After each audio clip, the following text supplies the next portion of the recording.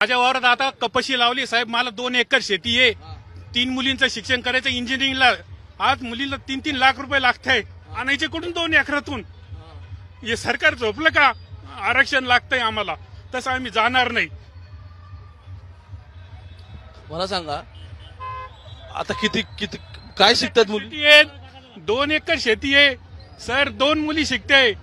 हॉस्टेलला टाकलेले, त्यांचा वार्षिक खर्च काढला मी. वर्षाला एका मुलीला 3-3, 4-4 लाख रुपये लागताय. पूर्ण डिग्री घ्यायला 4-5 वर्ष लागताय.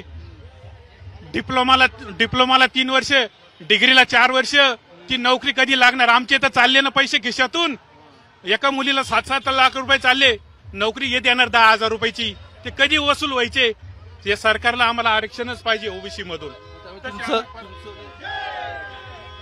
तुम्हाला आरक्षण मिळाल्यानंतर ह्या फीज कमी होतील असं तुमचं म्हणणं?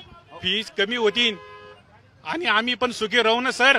आमचे जे कष्ट केलेले, आम्ही वावरामध्ये कापूस काढलाय, ते आम्ही आमच्या पोटाला खाऊ ना. आजचं चिमटा लावून आम्ही खर्च करून राहिलो ना, उपाशी राहून. आम्ही दादा समोर आहे, दादा मनोज दादा संघ आहे मी. आम्ही सोडणार नाही. असा माणूस कधी होणार नाही या जगात. आरक्षण मागण्यासाठी झालो मी. कुठून गाव कोणतं? कन्नड तालुका. किती गाड्या निघाल्या बरं तिकडून? आमच्या 4-5 5 गाड्या गावात